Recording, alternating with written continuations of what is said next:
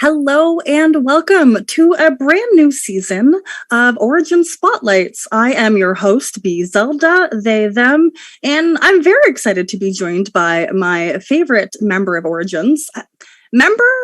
Overlord, Mob Boss. John, what is your official title? I am the executive director at GAMA, which is the Game Manufacturers Association. And I'm surprised that I'm your favorite person because Paul's a lot more fun than I am. He'll be on a little later. That's okay. Paul can't speak for himself right now, so he doesn't have to know anything. Nice. Well, I'm very happy to be our little secret. Yes.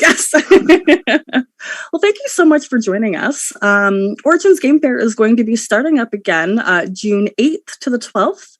Until then, we are going to have 19 weeks of Origin Spotlight, where you get to be joined by this fabulous face talking to you about all things conventions, whether that's volunteering, GMing, badges, guests, hotels, event submissions, all of the good stuff.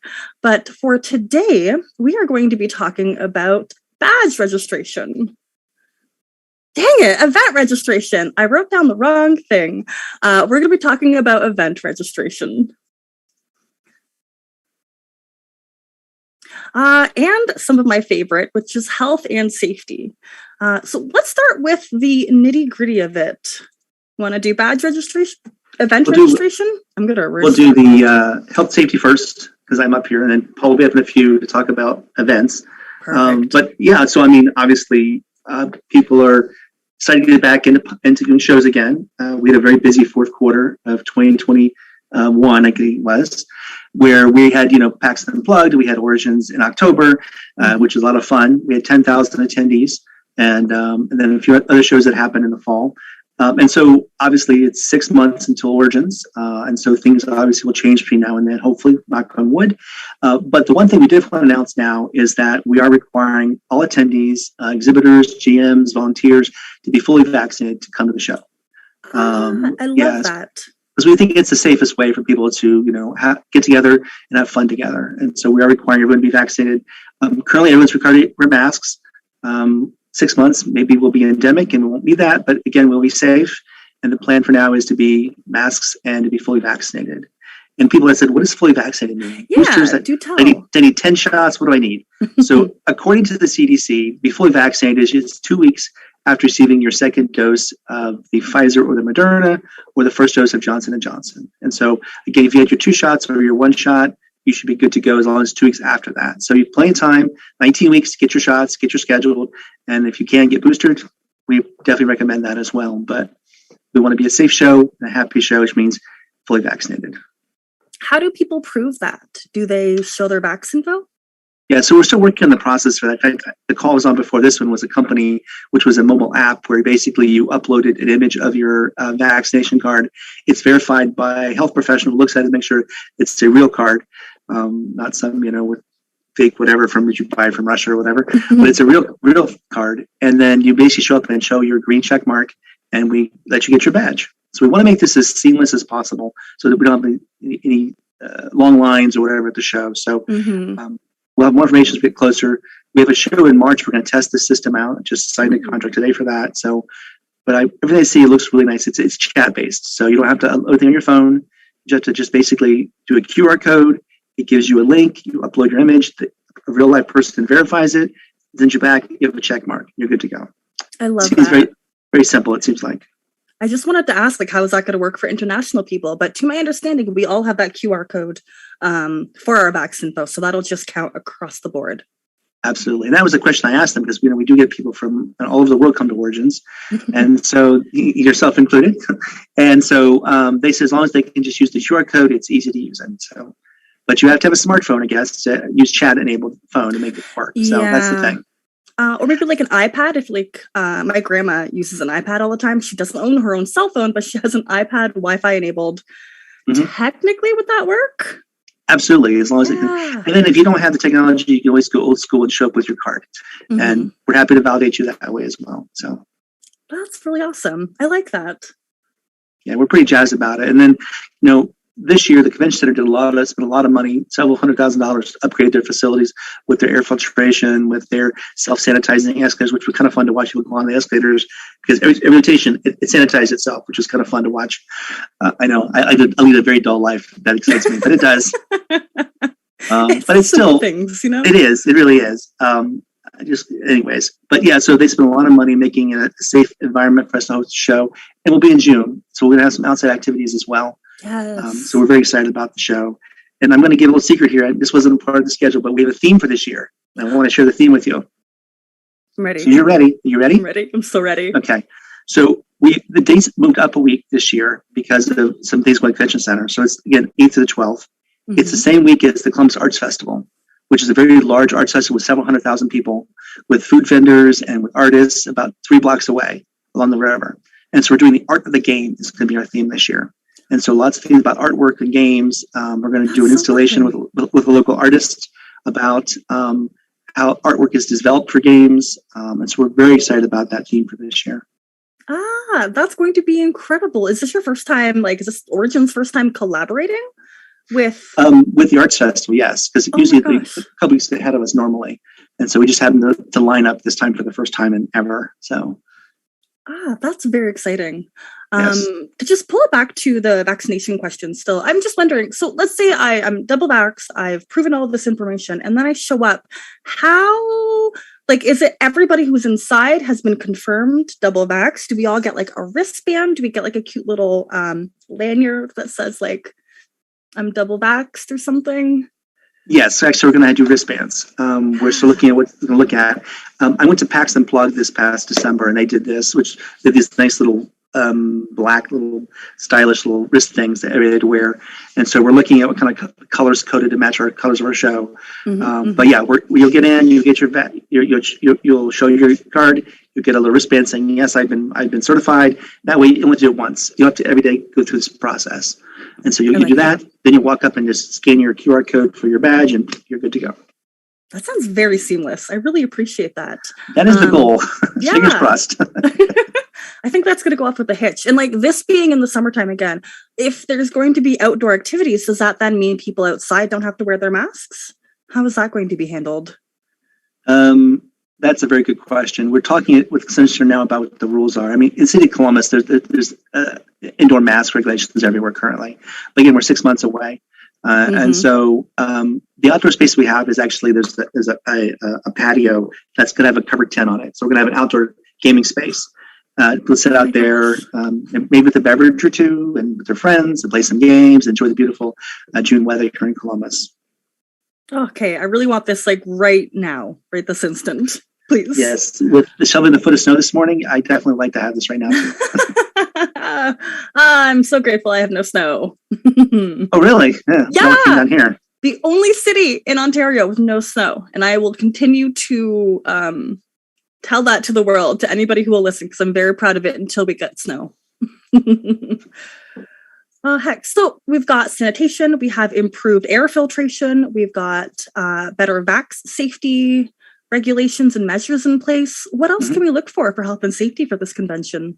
Absolutely. So we're actually going to have people walking around today to answer questions for people if they have any questions about, hey, so case in point, being in a large group can be kind of overwhelming sometimes, simulation, right? And so we're upgrading our quiet space at the show.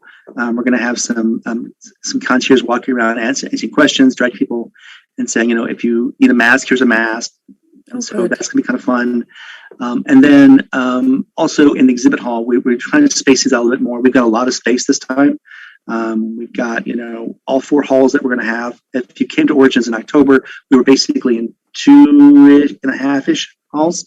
So we're actually going to have all 4 halls this time. Yeah. And all the ballrooms and all that. So lots of space to spread out. So we're going to have tables will be spread out a little farther than before. So yeah, I think people are going to have a really good experience at the show this year. I really like that. Was there anything from the last Origins event that you've learned that needs to be improved this time now? Signage. I think people were having trouble finding things because the footprint was different than it had been in previous years. Yeah. And so people weren't sure to find things. And so we're definitely doing some efforts to have some better signage at the show this year. Huh. That's a really simple problem, but I really like that was like out of everything, if that was the biggest issue, that's really hecking good. Well, I think it helped us because we were so used to going to the same place every time and forcing us to move things around. We just think about, okay, this is my first time to show. I don't know where everything is. And so I think that has us think of the problem a little differently. So we're going to have definitely some wayfinding stations and some better signages and some better QR codes throughout the place. And so, yeah. I like that. The people walking around with like extra masks and hand sanitizer, are they resources as well if anybody was looking for something? Yes, so they could ask questions too. And we're actually going to have an information booth right by registration for the first time. Awesome. That was another question that we got. People always go to the show office asking questions, and that's not what the show office is for, which is great. You know, they want to be helpful, but they're good volunteers. So we're actually going to have on the main concourse an information booth set up. You can go and ask questions about the show. That is really kind. I feel like the volunteers that got asked all those questions all the time will be very, very grateful. Yeah, but they were great because they were long-term volunteers. They knew everything, and they actually put some of the staffers to shame, which was great because they have such passion for the show. But we want to make sure it's easy for people to find them because the show office is kind of off in the corner, and if you didn't know where it was, you wouldn't have found it. So better signage and easier to ask questions. So perfect. Now I'm going to ask you some questions so if I showed up as a player, I've signed up to play a couple of games. What does that look like for me? Do I have to wear a mask while I'm sitting at a table with people? Am I masked walking through the vendor hall? Am I masked the entire time? What about if we go anywhere to eat inside? What is that going to be like? So for the most part, if you are not actively eating and drinking, you have to wear a mask at the show. There will be some designated areas people can sit and eat to take their masks off. And then also it's going to be we were talking about another show where they actually had a mask-free zone so people can go outside or whatever to kind of get some fresh air to press. Yeah. And so that you want to wear a mask in that area. But when you come back inside, you have to put your mask back on. I really like that. That's so interesting. I feel like I don't know if this is a real commentary, but like we're kind of treating this like smokers. You know, like you've got your own little designated section where you can be, without a mask. You've got like your own little smoking section outdoors. That's very fascinating. And I'm going to be thinking about that for a little bit. Yeah. So I think the interesting thing is that we've learned a lot over the last couple of months about how to kind of live this, how to be safe with it. I mean, because eventually this is going to become endemic, right? Currently it's still a pandemic. And so as we get a little more comfortable, people will understand this is a place to do these kind of activities, and they have to get used to going there and do that, which is good. Mm-hmm. Oh, that's so fantastic. Well, do you have anything else to share in terms of health and safety so far? Not specifically health and safety. I did want to share that those who did come to Origins in October, we were very excited you were there. And you might have noticed we had a partnership with a group called GDEX, which is a game developers group. It's video games. And we're actually going to expand our partnership with them this year. And we have a whole tournament area for video games as well. I think they're looking at having 100 exhibitors at the show this year. They had 40 this past year. Oh my goodness. And so we're definitely doubling down, if you will, on the video games and the partnership between video games and tip-top games. And so, yeah, we're looking forward to GDEX, and they're pretty excited. We're having weekly one-on-ones with them about trying to make sure we get our show so it's seamless. And people are going to really have a lot of fun this year at the show. Are you telling me I can play Pokemon Stadium? It's a possibility. It's a possibility. You are letting me live all of my best dreams. Which is actually a good segue into events, right? Because people have to actually run those games and run those events. And so that's where we had Paul pick up in a few minutes talking about how you can submit events. Yeah. Well, then, John, do you have anything else that you'd like to say before... I just want to say it's great to see you again. I know it's been a few months since we chatted, and I know you're excited as I am to actually be back in this and planning ahead and bring all our best foot forward to have a phenomenal 2022. Yes. Let's go 2022. It's going to be our year, finally. So being the overlord, I'll be popping occasionally at these spotlights, but for the most part, B will be the voice and the face going forward and showing you all the best information about the show. So thank you all again, and we'll talk to you all real soon. Thank you. Bye.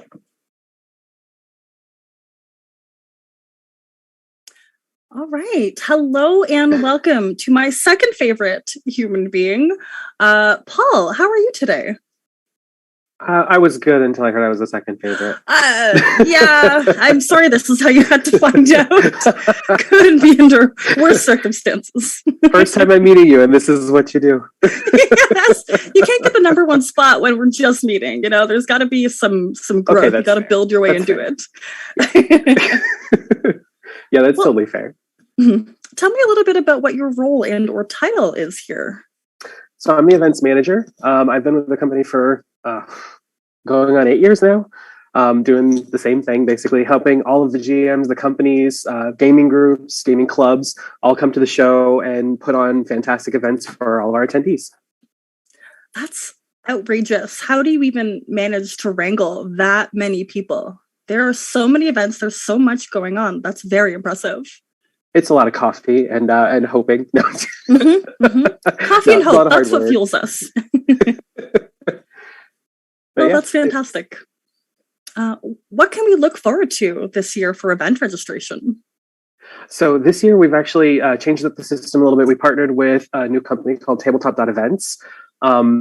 Many other shows use them. Many other gaming shows use them. They're one of the better groups when it comes to catering specifically for the gaming industry for their events and conventions that they put on, right? So with that big change this year, I'm hoping that we see a lot more interest from a lot of people who've never heard of us before, because they have a really wide variety of people, a wide range of people who are all over our country. Potentially they'll notice that we're there and want to join and create some more cool events. That's really lovely. The first thing I do want to comment on, like Tabletop Events, this website, you want to know how you know it's designated and geared towards gamers? The art is so hecking cute. Little Vaders, little aliens, little alien Captain Americas. Aside from the stupid cute art, I love it. I've spoken with them over the years just about how they've built their whole system, and really the idea that they had in mind was to build this for a show like us or Gary Con or any of these kind of shows where we have a lot of events, we have a lot of players trying to get into them and purchasing tickets, and they had all of that in mind when they were building this. So I know it's specific for us because I just had a lot of conversations with the crew that helped to build it. That's really amazing. So what is the advantage of using Tabletop.Events versus what you used last time for event registration? Not only are we seeing a wider variety of people, more people coming to it because they have access to a larger group who go to other shows, but so more diversity. I love that. But they also, I don't know. I would say that they also just have a really easy to use system, as opposed to what we've seen in other systems. Who we've worked with a few other crews, and it's been great with them. And I'm not, not saying anything bad. It's just that these guys, since they have such a specific view on what we need, I feel like the people who get in there to use the system are going to see just how easy and how much it flows for them.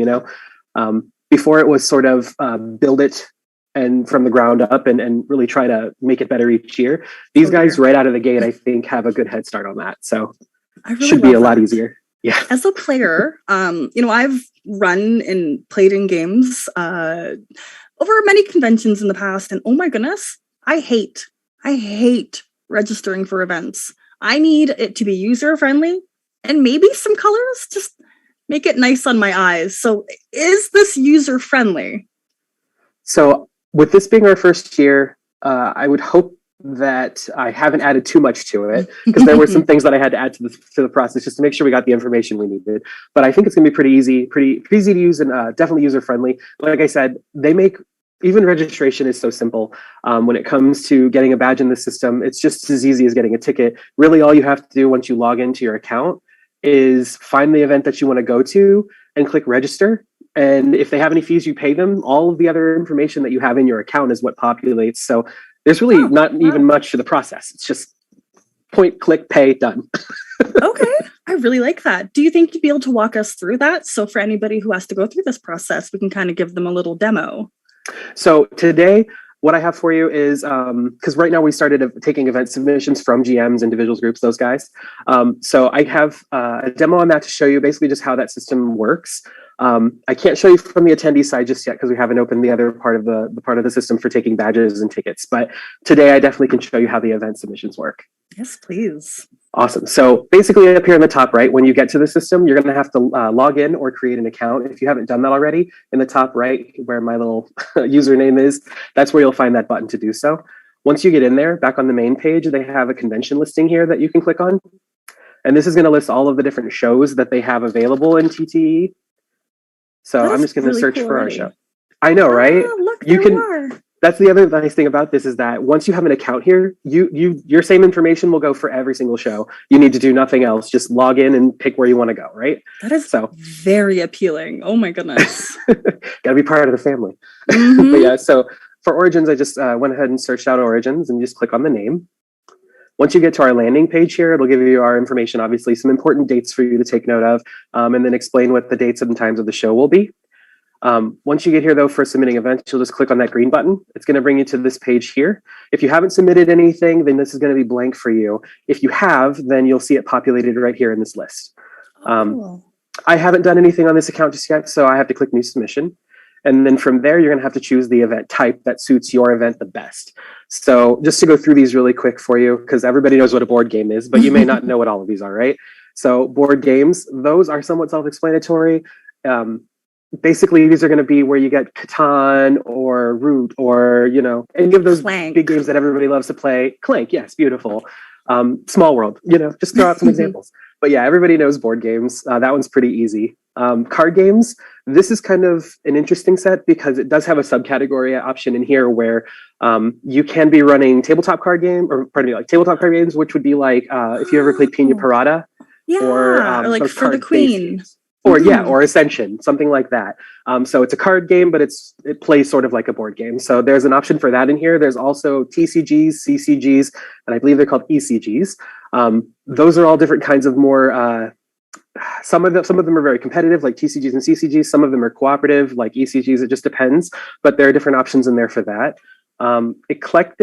Classic games. This kind of goes with board games. We kind of rate them about the same. These are things like Monopoly or Shoot the Ladders or okay, hold on. Othello. Oh, go ahead. Nobody comes to a convention to play Monopoly. You would be surprised, actually. There used to be Monopoly tournaments at Origins every year. I kid you not. Who are these people and can I meet them? I mean, I love Monopoly. I don't know about you. I don't hate it. Breaks up families. It's fine. Yes, I am the family that gets broken every time. Yeah, we do the house rules, so hopefully that mitigates some of it. But those are what classic games are to us. Basically, those fun games we all grew up with, the Milton Bradley, things like that. So eclectics is kind of the I don't know where this goes category, right? So if you're submitting an event that you're not entirely sure, is it a workshop? Is it a seminar? Is it a board game, card game? It can be pretty gray sometimes. That's where this event will go. Okay. So this kind of points out to us like it really doesn't fit anywhere else, so I'm going to need maybe some help with that. There are some similar questions to the other event styles in there, just in case it does pertain to it. But if not, fill it out to the best of your ability. And if you have any issues or if you need any special information for that, go ahead and send me an email, get in contact, however you can. But yeah, eclectic is kind of for the things that don't fit elsewhere. I like that. Yeah, electronic games. Like John said earlier, we're going to have GDX back at the show this year. And we used to have electronic games in the past before. Even Pokemon has come and done DS tournaments and Switch tournaments. So yes. Yeah, we've had a lot of electronic gaming happening in the past. This is just where all of that gaming will be housed. And when attendees are able to get into the system to take a look at our events, you can filter by these. So if you're looking for something specific, like the Smash tournament I didn't get to do last year. Yes, I love me a good Smash tournament. Amen, right? Yeah, this will be where you find that, though. And then your entertainment is going to be like, we do a comedy show every year. We have musicians in most years that come to the show. Those kind of events will be here. We've even got something called Knights of the Arcade who do a fun entertainment style show as well. So hopefully they come back this year. But yeah, that's where you'll find events like that. Okay. Live action role playing, it is what it says it is. That's a wide variety of games, and there are a lot of people who come in each year and do fun homebrews and things like that. So this category is lively and fun. If you've never done one, I definitely encourage you to, because it'll definitely put you in a different kind of space for playing a game. You know what I mean? Yes. So, how does do folks who set up LARP, do they get their own room? Do they get like a... Yeah. So the way that I usually build that out, I definitely talk with each of the groups that submit just to be sure that I understand what their needs are. But for live action role plays, I've kind of gotten the understanding that they do need a nice big space. They need maybe some tables, but the whole space can't be tabled. Like I have a lot of things that go into building these, and each one of them is different. So there was even a Star Wars LARP that we had come out where they did some buffer combat and things like that. So they had a large open space in one of our hallways. that we use, just so that they could have like a spectator area around it. It was super fun. But yeah, so bear that in mind, any GMs or potential GMs out there, you will be speaking with me. So if you have any questions, I'm always here. And I have an associate, her name is Cynthia. She's our event coordinator. If you want to ask her questions as well, she's cynthia.tuck@gamma.org. I'm paul.mcgraw@gamma.org. Or you can email both of us at once with events@gamma.org. So yeah, any questions, any specific needs, anything like that you can't cover through event submission, always get in touch with us. That is awesome. And if LARPs, so do LARPs include mega games? I kind of leave it up to the group where they want to put things. And that one is kind of complicated because I've heard that I've not played in a mega game, but I've had them explain to me because we're working on bringing one to the show. Yes. But those are very large games that incorporate aspects of board gaming, miniatures, LARPing, like everything you can think of. They kind of mash it all into one big game, and it's people go gangbusters for it. They absolutely love it. So wherever they really want to classify it, I would say I would leave it up to them. But when something like that does happen, bear in mind we will be talking about it a lot and making sure that people are aware that it's happening and doing some advertising for it. So just in case you're not looking in the right space, we will be sending out notices to let you know these things are happening, because a mega game sounds like a lot of fun. Yes. I might need to attend one. So folks, if you want to run that event, this is how you do it. Please let me know right after. Yeah, B's the first to know. And then miniatures games, those again, pretty self-explanatory. We have a lot of miniatures games that come to the show each year. We have a group that does nothing but miniatures games called SGG. This one, I mean, pretty simple. If you've got like any of them, like the Malifaux or the 40K events, things like that, we'll go into this. Role-playing, another one that doesn't really need a whole bunch of explanation, I don't think. Things like Dungeons & Dragons, Shadowrun, Pathfinder, Starfinder, Dungeon Crawl Classic, Savage Worlds, all those things, right? That's what fits into this RPG category. Seminars and workshops, those are kind of another group or another two that go hand in hand. If you're running a seminar at the show or a workshop at the show, you're interacting direct with attendees. You're providing either information on a skill or information that you've gleaned and put together into a nice package for people.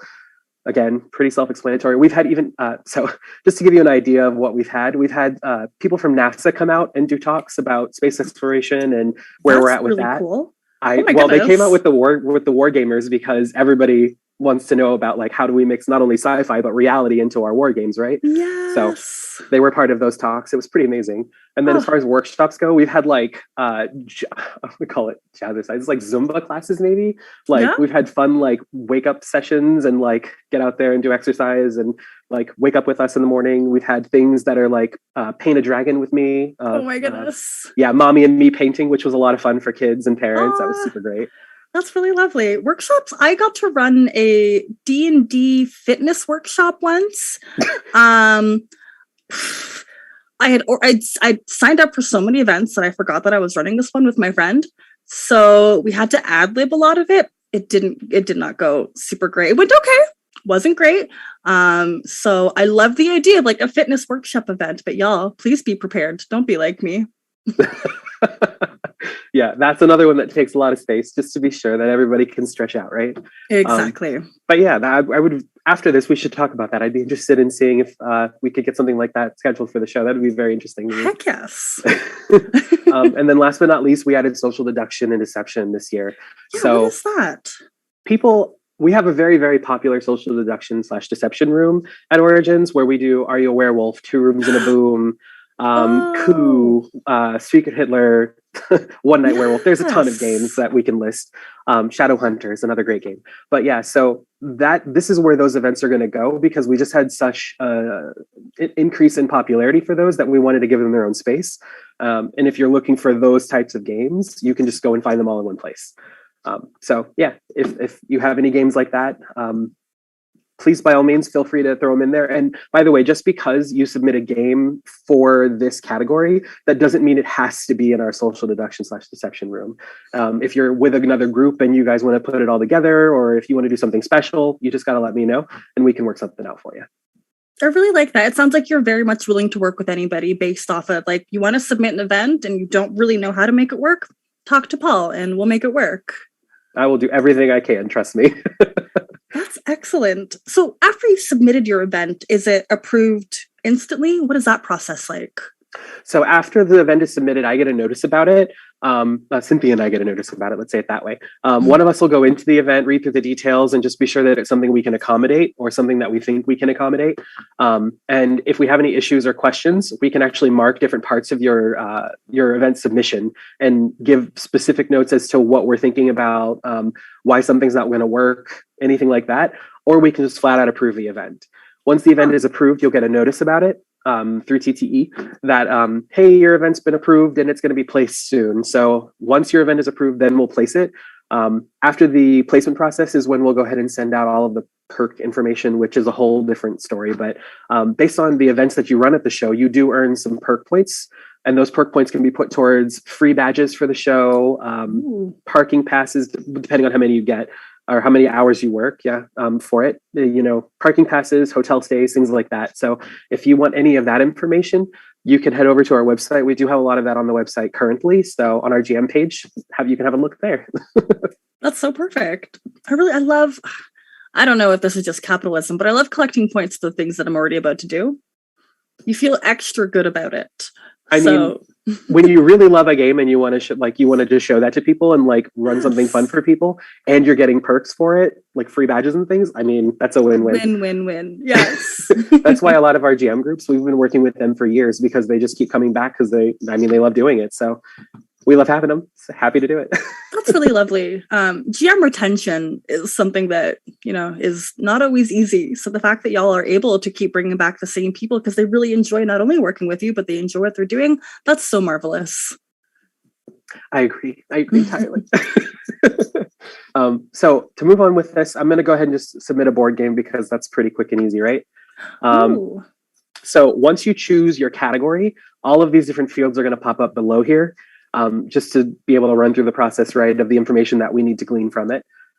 So I'm just going to call this my game because, it's my game. Yeah. And for our short description, what I'm going to put in here is just like, this is short, right? Yeah. So we'll just do it that way, right? And then for anybody who wants to know in here, you do have a character limit for your short description, but if you click down here right below, you can actually add a longer description and give more information, more details. You can provide links to the players if you want them to be able to go and see something. So you can pretty much, the sky's the limit in that category, right? Okay. The other thing you can do is in this field right here, if you have a website you want to send them to just to be able to get more information, or I need you to go to my website and sign up there with all your character information because we're playing an RPG and it's bring your own character, right? Mm-hmm. You can drop that link in here and make sure that people can get to the right place for you. As far as time zones go, because this might be a tricky subject for some people because I know I'm not great with them.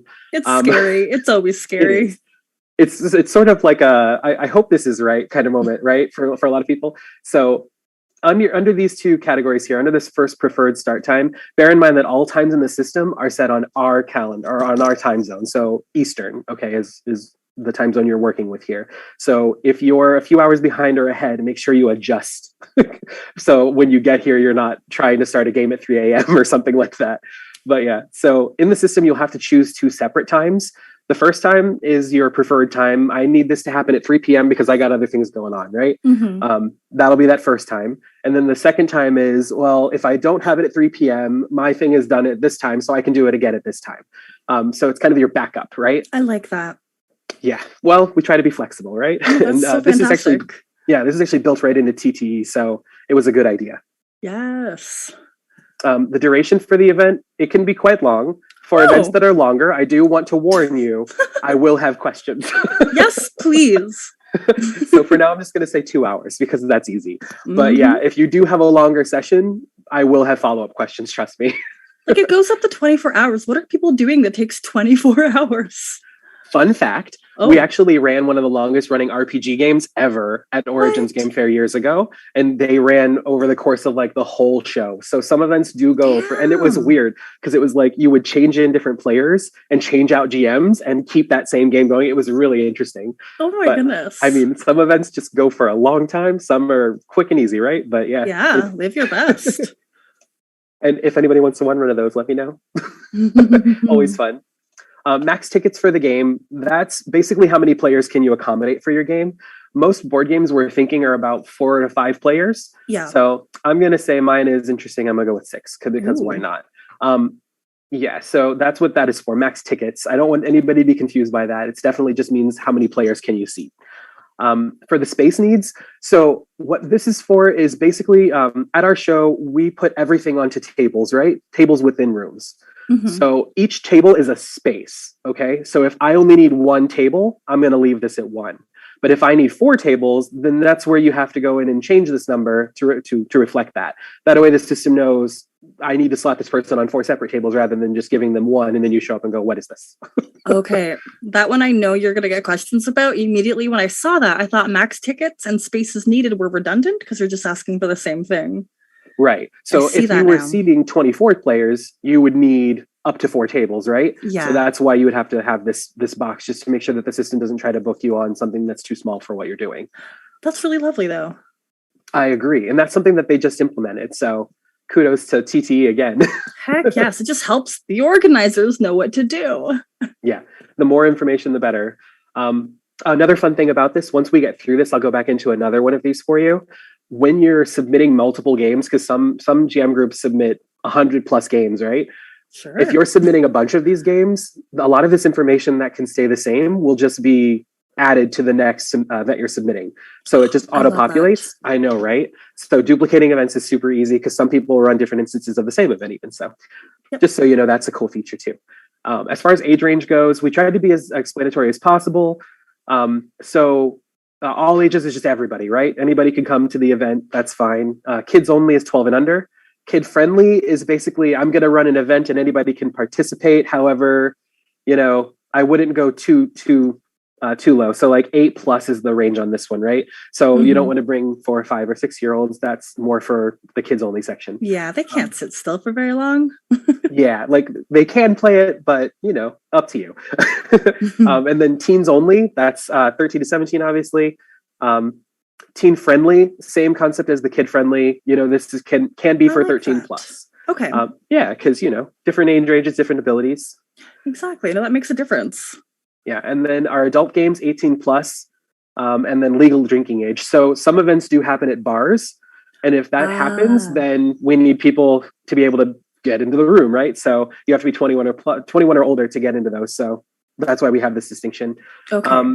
And also one more thing to note here. With kids and with kids only, kid friendly, all ages, any of those that have kids that are 12 and under, the parent is expected to accompany the child. The parent does not necessarily need to have a ticket for the event, though. Some events that can be a little bit different, like the mommy and me painting, you had to have a ticket for each person. However, in most events, it'll be my kid is playing, I'm just here to help and guide and make sure everything goes smoothly. Okay. So 12 and under kids definitely need to be accompanied by parents. I like that. So we're going to say everybody can play my game. For the subcategory, this is kind of what I was talking about. Cooperative, educational, Euro, family, historical. This is a required field. Train game? Yeah. Have you not heard of those before? No. Okay. So there are some really, really popular train games that people are really, really passionate about. And some of these games can be super duper elaborate. Some of them can be as simple as Ticket to Ride, right? Because it's train games. It's about building your track across the world, right? Some of them are I think I believe they're called 18xx games. And those are just, man, people that are playing those are there all day. They're here to play the one game. There's strategy and pre-planning and everything involved with it. It's amazing. This looks complicated. It can be, but that's why you got to get into a game like this where people can help you and guide you through it, right? Then you learn how to play and you have a good time doing it. So, but yeah, I'm going to say mine's cooperative. Okay, because I like cooperative games. No, not today. Not today. I don't play them, but I know of them. Oh, it's just impressive. I'm happy I've learned about this. It's amazing to me, and the people who do those, I'm just like, it blows my mind. You have to be so smart to retain all of the information that seems to be associated with this. You would think so. This is the thing that a lot of them have told me, though. You would think that it takes a lot to do it and a lot of planning and a lot of knowledge. And to some extent, you have to know some stuff, right? But that's kind of like with any game. Yeah. But once you get in there and you start learning it, it's pretty good and pretty easy to catch on to it. And that's a group that are they're always enthusiastic about having more players. So if ever you want to try something new, again, go for a train game. They're always happy to have you. I love that. I'm going to have to check it out now. And as far as hosting company, group, or club goes, so this is not a required field, and that's simply because maybe you're just a standard GM. You're just a person who wants to come and run fun games for people because that's what I like to do. I'm not part of any affiliated with any group, club, whatever, right? So you can leave this blank. However, if you're part of any of these three groups, this is your place where you'd want to add it in. So we'll just say it's Paul's Gaming because, why not? Plug in my name like group. That, right? Yeah. So the GM for the game, some people really actually love to know who's GMing their game because then they'll search for that person specifically, right? So if Bee's come into the show, you want to know if she's running a game. This is where, we could throw that in there, and it's Zelda, right? You got it. Zelda. So Bee's going to be running the game. That's where, and this will be a searchable field for attendees as well. So they'll be able to search by their favorite GMs. For your game edition, we kind of put a large range in here because it just depends on what you're playing and how old it could be potentially and how many iterations it's gone through, things like that. So choose what best fits here. If it doesn't quite fit, this is not a required field. You can totally leave that blank. Okay. And actually, I'm going to, because why not? Yeah. For the publisher, I'm going to say it's me, because why not? I did Perfect. it. For game complexity, this is where you can let people know basically what to expect from having this experience with you. Like, do they need to know a lot about what the game is, or can they just come and kind of have a good time? Or is this going to be a really high intensity game where I must know the rules before I get there? So I'm going to say mine is low because, I'm going to feed you all the information you need. There's not a whole lot to know. Same thing with this. I love that you have this. I love it too. Difference when you're trying to create your event and you just don't want babies to sign up. Like, babies can't read or write. So you need it to be set at medium, or intermediate. So you know that you can have people that are ready and willing, like the buy-in is there because they know what they're getting as well. Yeah. And because I'm choosing low, I'm going to stick with beginner as well, because again, I'm going to give you all the information you need, right? Mm-hmm. Now, if I were playing a game and say it was Catan, right? Because that's the first one that comes to mind. I know how to play this game. I've played it many times. I pretty well could tell you in and out how to play it, right? Mm-hmm. So if I wanted to have people come and participate in this game and I was fine with teaching people, here's where I would say, you don't really need to know much. I'm going to teach you everything you need. If I were going to run a tournament for this, though, I would really expect you to show up knowing what to do, knowing how it all works, and really ready to play. That's where these higher ones come into play. It's how much experience do you want me to have, right? And it kind of gives players the idea, like, this is going to be an intense game or not. You know what I mean? Yeah. Even the rules taught question, like, that's so perfect. Yeah.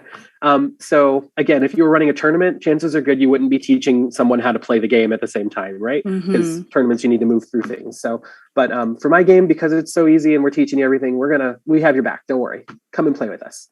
And then, so for your event tournament, mine is not going to be. However, I just want to show you this. If you do select yes, 2 other fields do pop up. Cool. Because we want to know what kind of tournament it's going to be. Yes, I love that. Yeah, so 3-game guarantee, that's as it is. It's usually a point structure. How do you do? Or it could be brackets actually with 3-game guarantees.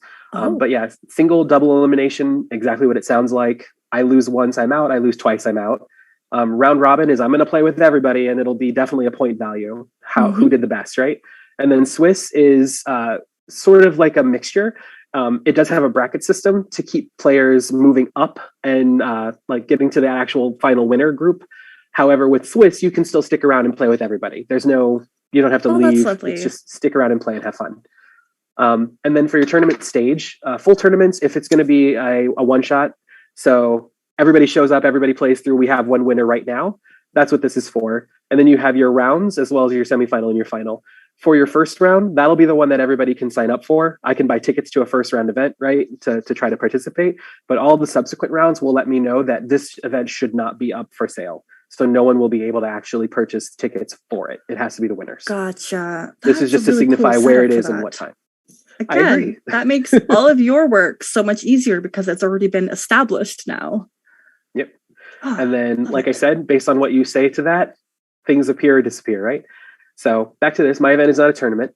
The minimum players for the event is what it sounds like. Now, for this event, I can have 6 players running. Mm-hmm. However, if I have 2 players, I can sit with them and play with them, right? So we can still have a good experience with that amount. That's what this is for. You don't really want to put a 1 here unless your game could really accommodate only one other player and you. But that's what this is for. So how many players do you need to make this a good experience for that attendee, right? That's what I need to know here. So I'm going to say 2 because if I need to sit with them and play with them, I'm totally fine with that. Like it. For the upcharge request, this is so something new that we're doing this year is we're actually wrapping the cost of event for everybody into their badge cost. So there will be no additional fees for any of the events unless a company decides they want to run a premium event, which is an upcharged event here. If a company wants to charge for a tournament, or if they're giving you a game like play to win sort of situation, they're allowed to ask for a fee from the attendees here. And basically what we'll do with that is we'll take the upcharge and we'll add it to our standard fees, which would be like $2 for 2 hours for GMs. So if I'm asking for 12 here, and this is a 2-hour event, the full price to the attendee would be $14. Those are the only events that will actually have any charge whatsoever are the upcharged events. I don't really want to do that. We're just doing some fun learn to play. So I'm going to say mine is 0 and just leave that blank. For the table size request, this kind of gets down into a bit more of the interesting details, right? So I have minis tables in here now because we know that minis players need specific sizes, right? I love that. Yeah, right? And then certain games work on different kinds of tables better. Yeah. So for larger games that everybody needs to be around the board, round tables might work. Or rectangle tables for standard games where you just have 2 sides, right? Just depends. You have no idea. I've sat down to play a board game before at a rectangle table, and I have to stand and walk to the other side just to move my board piece. Yeah. So round tables, getting the option is so good. Yeah, and we try to accommodate everything we can. This is based on what our inventory of tables is. So if you have a special request for another table, you can try to choose other, and we can talk about it. But for the most part, I hope this covers most everything. But, always a special case. It's always going to happen. The other idea right here is we were talking about LARPs earlier.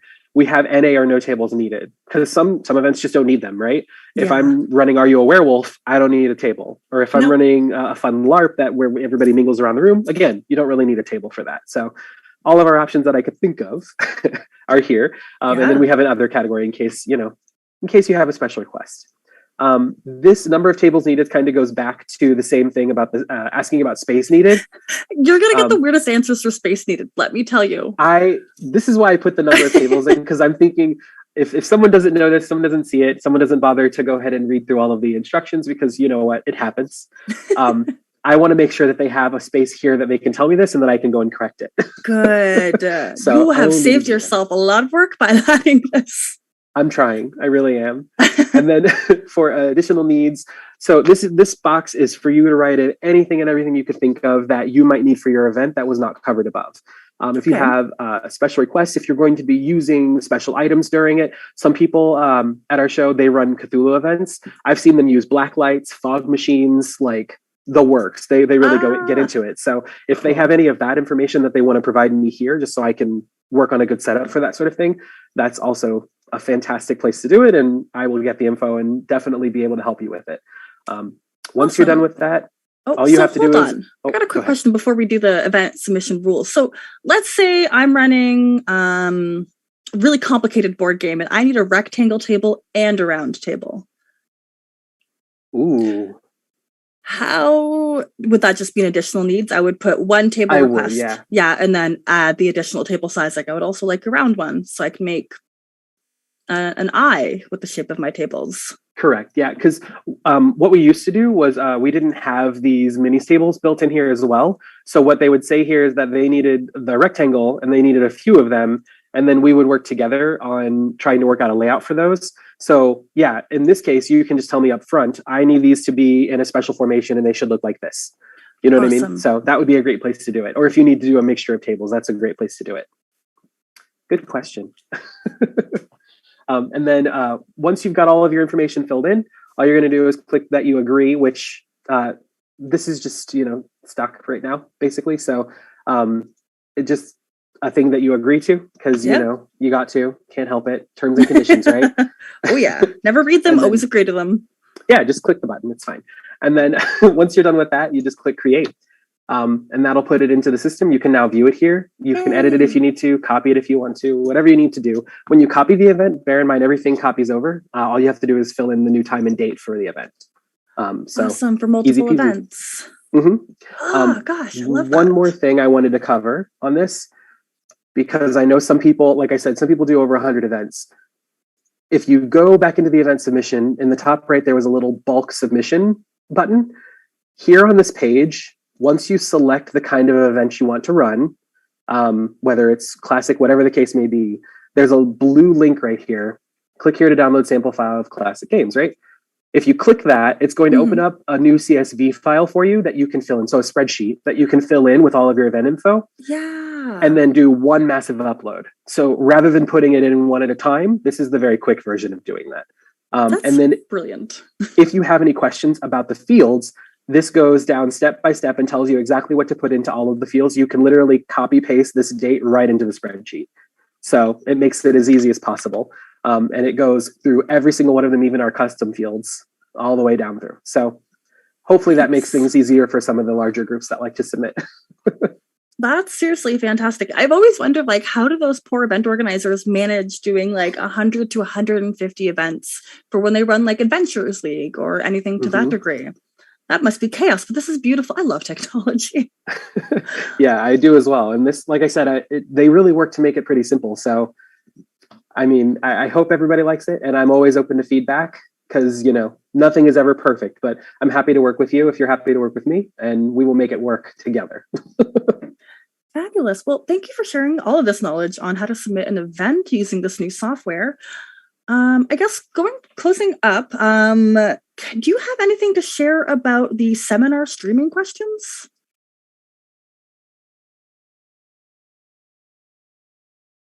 Oh, I'm sorry. Oh, okay. Oh, I see what you're saying. Can I show you a seminar? Like how to submit that? Okay.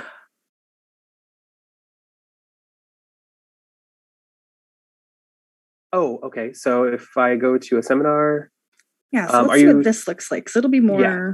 So it's pretty similar for the most part. You've got your event name, your description, still the URL, your times. The part where it starts to be different is when you get to the hosting club and company again. Okay. And then specifically, we were talking about whether or not we would allow for streaming. If you do have some means of streaming, if you're going to be on Twitch or YouTube, you can actually state that here. If you say yes to that, this question will pop up and it'll ask you about your channel. So you can put the information in there. We can find that and we can link to it if we need to for the event. That's really incredible. And again, if you want the attendees to be able to see that info, if you drop your URL for your stream right in here, people can get back to it and see where that's at too. So that's really smart. So how would that work? Would the individuals have to bring their own streaming setup, like their laptop, camera, microphones? Correct. Yeah. So within the building, I would say make sure that you have like your own internet with you. If you could. Yeah, and your own equipment. But if you wanted to set up inside of the building, I don't think that's a problem at all to just bring all of that equipment, set it up, and stream your game out if you'd like to. The other thing that this would be nice for is if you're going to be doing any seminars or anything like that, like we have here, this is obviously for seminars, you can actually stream in and do a virtual seminar instead. So. I love this. Oh, now I want to run a seminar. And from what I understand, I don't think we're offering online gaming events this year. No, we're going to be streaming events, some, but yeah. Correct. Yeah, gaming events won't be online. I'm not sure what Adam is working on now for our streaming section of the event. I know that he has an idea of what he's building in mind, so maybe that'll be another topic we talk about for a different time. But yeah, so for gaming, no, but for seminars, things like that, yes, we wanted to make sure that people still could stream those kind of things out. Those are a little bit easier, I would think, than trying to get everybody together to run a game online. It's just, it can be a bit much. Absolutely. So I just have like a weird word question. Is seminar the same as a panel? So seminars, and yes and no. Okay. Yes and no. So seminars can be just one person, right? It's just someone standing in front of the room and talking. A seminar can also be done by a panel. Does that make sense? A panel of speakers. So they're kind of the same thing, but not. Okay. But if you want to submit a panel, this would still be the place to do it. Because I want to now. I don't know what I want to talk about, but you said that I can stream it, so I really want to do it. Let's do it. Talk to me about ideas. Yes. Okay, this is fantastic. And like the setup for this is very easy. Well, we try. Yeah, that's fantastic. So seminar workshops and entertainment can be streamed. Correct. Seminar workshops and entertainment. So like I could do like a D&D live show? Is that considered entertainment? Yes, indeed. Okay. You got a lot of ideas now, huh? It's been 2 years since I've been 2, 3. I don't know how long the pandemic's been. It's been many years since I've been able to go to a convention, and I am itching to do a live show again. I need the applause, you know? I've never done a seminar. Perhaps we could do a panel together. That would be fun. Yes, I would love it. I miss doing panels as well. I was going to say, I miss talking and having people listen to me like I know what I'm saying, but I do that on the regular still. So I guess I don't really miss that part. That's just your life, right?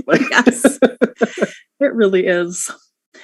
All right. Well, this has been very educational. I feel like I've learned a whole lot about how to submit events, all of the information that's going to require, the simplicity of it. And I'm very, very looking forward to seeing what kind of events people are going to be submitting now. Yeah, we've been working on them already. So I know we've got a ton of events in the system already, and hopefully we can have everybody who's even, remotely thinking about it, try to throw something in. Because if you've never run an event before, not only are we trying to make it easy for you, but we're trying to make it equitable, right? If you just want to run a few events and give it a try, you could still earn a day pass, to run those events, or even just to come to the show, right? If you wanted to earn some other perks, if you really love it, jump in and do more. But yeah, we're just trying to make it sort of like a no-brainer. If you even have the idea that you want to try it, get in there and give it a try, and you'll get something cool out of it. Awesome, Paul. Well, thank you so much. So for folks who might want to reach out to you with any specific event questions, how can they do so again? Yes. If you wanted to reach out to me or to Cynthia, you can just use events@gamma.org. For me personally, it's paul.mcgraw, that's MCGRAW, @gamma.org. And then for Cynthia, it's cynthia.tuck@gamma.org. Both of us are ready and willing to answer any questions we can. If you have any special needs or anything like that, feel free to reach out. Awesome. And if folks who have any general questions, even just for Origins, you can add us on Twitter. Probably. You can do so as @OriginsGames. We are on Twitter. You can visit the website if you have any general questions. If you @me on Twitter, I am @B_Zelda. I will have to redirect most of your questions, but I will do so with the utmost professionalism. So thank you so much, Paul. Thank you, John, for all of the information about health and safety for this. And we are going to see everybody next Tuesday, same time, same place, 4 p.m. Eastern Standard Time. Until then, thank you so much for joining this episode of Origin Spotlight.